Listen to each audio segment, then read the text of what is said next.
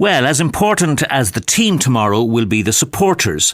Mike Kelly, our sports editor, has been talking to Anne-Marie Flynn from the Mayo supporters group Club 51. And in the course of their conversation, Anne-Marie set out what is in store for supporters tomorrow. Anne-Marie, first things first, before we kind of look at the game this weekend, what's been going on in the world of Club 51 lately? The world of Club 51, Mike. Well, we've been tipping away nicely in the background, just getting all the information out there in the run-up to the game and trying to arm people with flags and hats and scarves and headbands in the background. So we're hoping to bring a good display of colour to Croke Park on Sunday. That's the plan anyway. Well, that's certainly been working so far. I know from the Connacht Championship games, particularly the Connacht final in McHale Park, you could really see the colour over there beside just kind of in front of the elephant. And I like the touch of the flags up on the lampposts as well. They stood out. That's right. Yeah, we had a good crowd, but I think what was nice to see actually on Connacht final day was the fact that there were more flags on the ground. People are bringing along their own flags, and it really makes a difference, and especially in Croke Park as well, when the parade is on or whatever. It's really nice just to see all the flags and all the colour out. It just really adds to the atmosphere. So on Sunday we'll be asking people if they're making the trip up to throw a flag in the boot or bring one with them on the train or whatever, and just show the colour out there. Yeah, and it's going to be particularly important against a side like Cork. Now, we know Cork aren't exactly known to be the best travellers, but the ones who do go, there's a real bit of red in them. Yeah, absolutely. They really do. For a team that travels in relatively small numbers, and I mean in terms of football supporters anyway, they really do bring great colour and great fun, I suppose, to the games as well. So, and they're well able to make a bit of noise as well. They're all very loud. So they're from Cork. What do you expect? That's it. Now that's it. Would it have been looking? Lovely people. Would it have been looking at the likes of Cork and that, and seeing what they can bring to the party, so to speak, that made you kind of decide, do you know what, we can do that as well?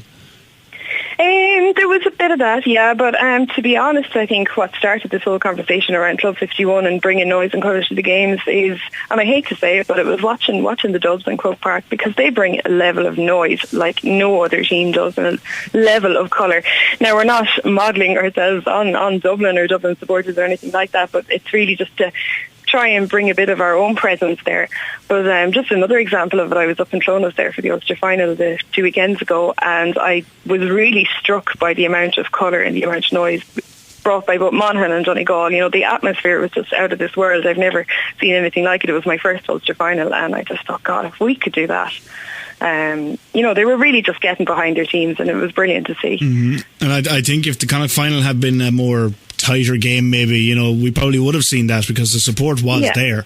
There was just... Oh, absolutely, yeah, absolutely. There was huge support there, and it's really great to see. It's really great to see people getting behind the lads as well, because it does make a huge difference on the day. They've said it themselves, and countless teams have said it. The supporters are the 16th man, so let's play our part as well. Yeah, I have heard members of the Kern Mayo panel saying, particularly the first day that the flags were brought out, which I think actually as well was against Cork in the league, that when they came out from underneath the stand in McHale Park, the first thing they noticed was this little block of green and red. And I know that certain players have said since then they've noticed that block getting a little bit bigger and bigger each time. And that's that's nice. That's nice to hear. That's what you would have been aiming for at the very start. Yeah, absolutely, yeah. And I think as opposed to Club 51 having our own flags or whatever, what we really want people to do is to bring their own flags and just let's get everyone involved. That's really the aim this time around. Looking ahead to this weekend now, Anne-Marie, what have you planned, or have you anything planned up in Dublin? Is there a meet and greet beforehand or anything like that?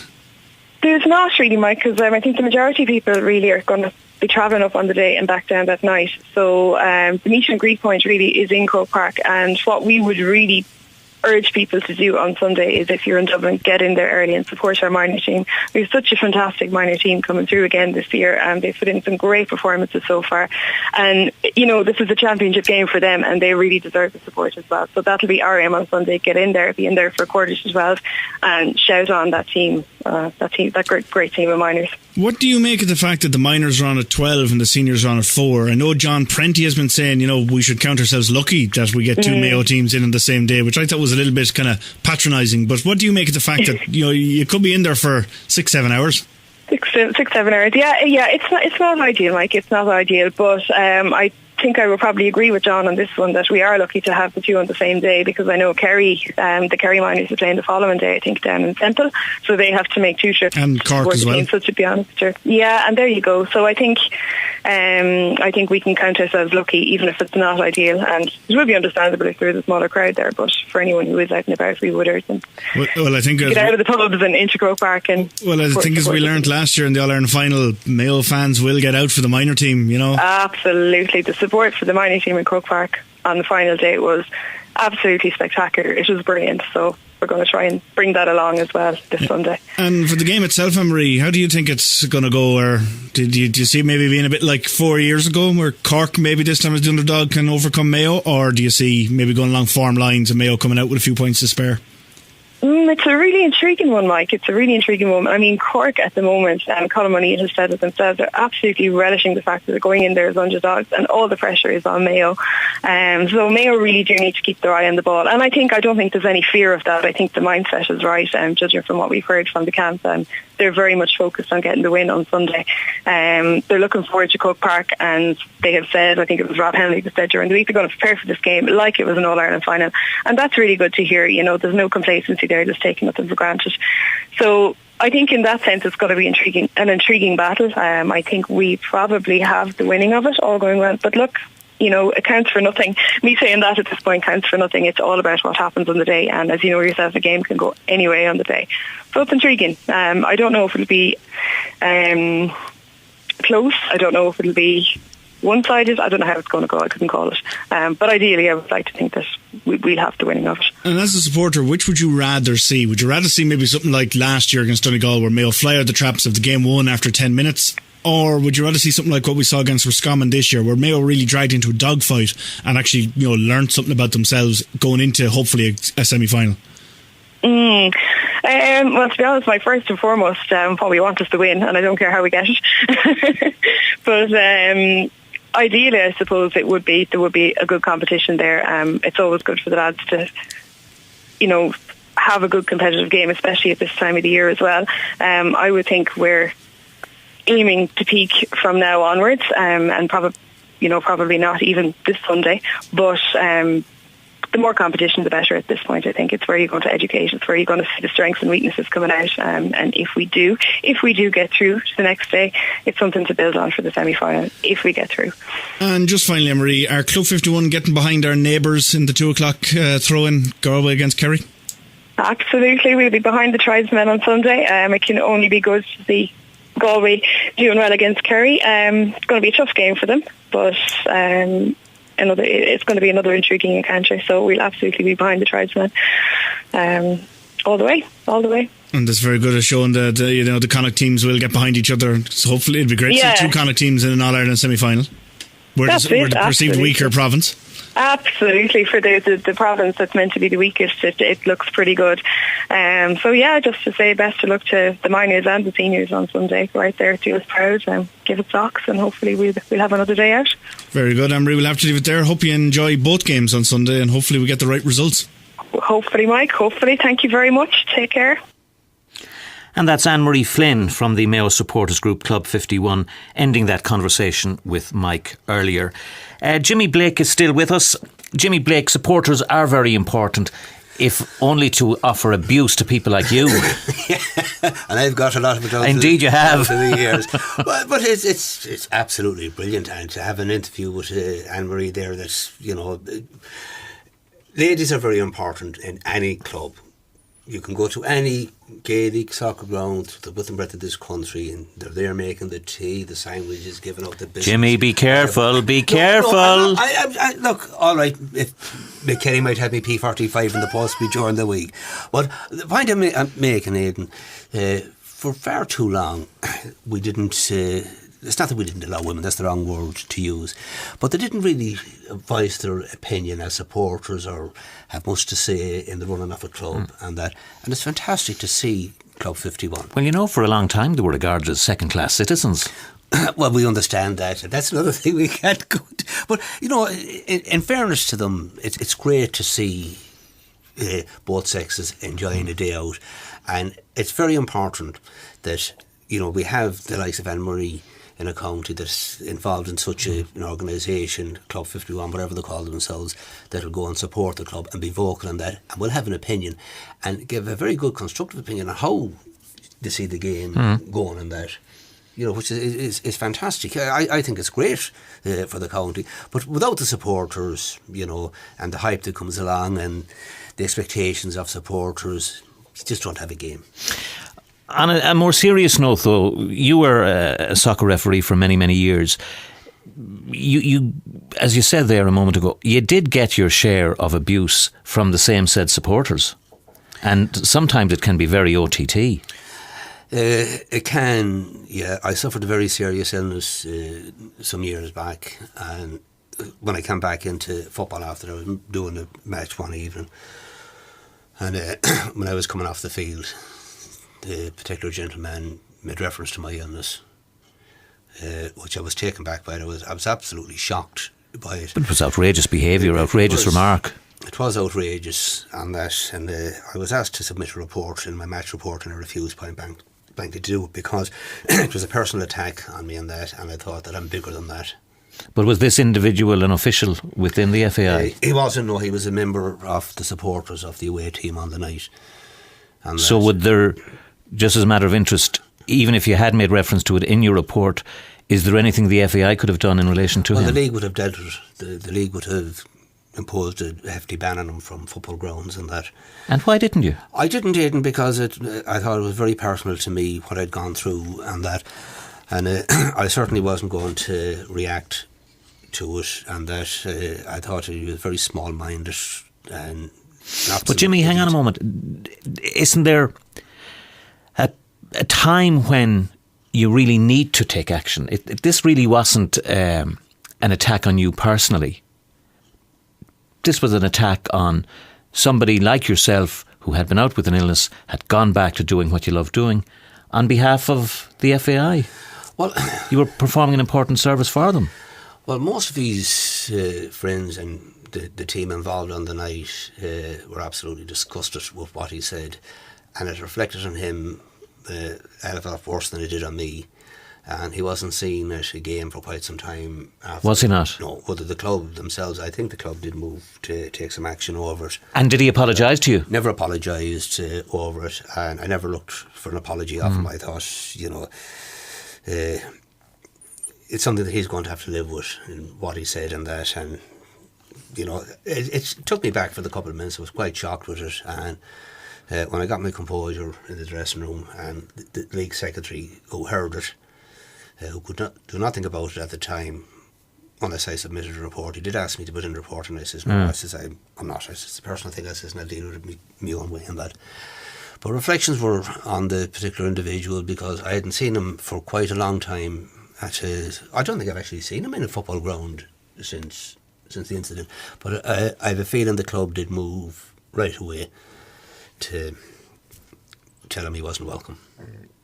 I was never told anything officially in that, but knowing the type of people that was involved with the particular club at the time, very decent, honest people and that, and but that's the extreme. Jimmy, over the years, when you were refereeing, could you hear the abuse emanating from the stands or from the sidelines? And leaving aside now, other players or their mentors, but the supporters themselves. Oh, they would, yeah, but a lot of it would be banter and that, give him a walking stick, white stick, where's his guide dog? Yeah. And a lot of that you just... But I mean, no doubt laced with expletives too. Oh, yeah. But most of the time you just ignore it and you get on with the game. I often think, though, that even though you're out there and there might be 3,000 or 4,000 people present, or in the case of big games, maybe tens of thousands, it's a very lonely place for a referee. Well, I've said that to new lads coming into refereeing, as my job as an observer, that it's a very, very lonely place to be. You have no corner to run, and if you make a decision and it's the wrong decision, have the decency, the good manners after the game. If a manager comes and questions and speaks to you about it, admit your failings and that you made a mistake and that you apologise, and that takes the sting out of it when you own up to doing something, a mistake. We're all human beings in that, and we don't have the benefit of 40, 50 cameras like they have in professional football. So, if you say to a manager, yes, I apologise, I got it wrong. That's all they want, that's all they need. And 9 times out of 10, the manager will walk away and he'd say, well, at least he's honest and truthful. We make mistakes. But would that be in the context of a situation where the mistake is blatantly obvious that it was a mistake, as opposed to where it's a 50-50 situation? Yeah, it'd be a 50-50 situation. It wouldn't. If it was fairly obvious and that a referee would know, and he would know how to deal with it straight away. And there's never cases where it's... Well, I apologise, there are cases where, but maybe not to the referee, because the referee might be in a position to see it. But to people at that side of the pitch, who has a clear view of it and can see it, and that. But the referee mightn't be able to see it, and that.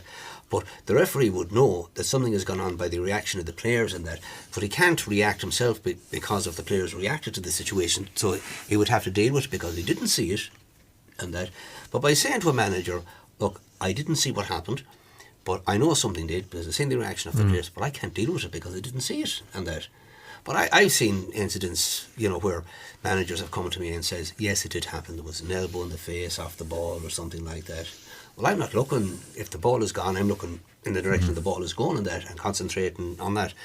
And you would know straight away that something happened.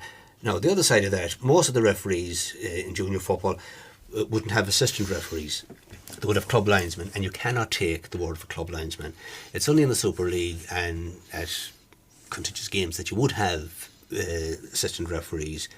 And if it's brought to your attention by an assistant referee, well, it's law, you have to take action straight away on that. But most of the time, the lads will be out on their own on that, and they haven't eyes at the back of their heads, and we know things goes on, and that. But by just calming it down when a manager's irate and that, and saying to him, yes, I know something went on, but I didn't see it, there's nothing I can do about it. And just a final thought on this, Jimmy.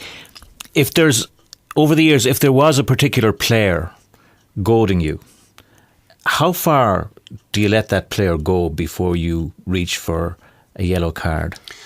Or perhaps a red one? Well, I've always found the best ways to deal with a player that's having a go at you and that. Don't make a scene on the pitch. Don't admonish him in front of players or anything like that. Run alongside him. Just have a quiet word in his ear. Don't be stupid. Don't let your teammates down. If I caution you for this and you go into a tackle a minute or two later or during the course of the game, you're out of here. You're letting yourself and your players down. Just calm it down, okay? And that works. It works. Now, there are individuals that will continually, every decision you make, they will have a go at you over it and that. And there's a point, you don't let them cross on that. You give them 2 warnings, 3 strikes, and you caution them, and you inform them again. All right, you've been cautioned for something stupid. There was no need for this. You brought this on yourself. And the consequences of this caution can result in your next transgression, you're out of here. And it just calmed them down. And if it was the case that a player got a yellow card from you because he had transgressed in relation to yourself, and then 5 or 10 minutes later gets a second yellow card and is gone, to what extent does his team come down on him and say, look, okay, whatever about the second yellow card, you should have been in much more control of yourself in relation to the first? Well, managers that I've dealt with are very supportive in referees taking issue with players that keeps nagging on to referees and that. And they certainly don't take it very kindly if a player gets sent off for getting a card, a needless card as we call it, on that. They take it very serious on that. They have grave issues with the player. He might be dropped after the suspension or something. He might be dropped from the panel for a couple of weeks and that till he cops himself on. But you don't have that much from players, especially at the Super League level, because it's such a competitive league and that you don't really have players having a go at referee.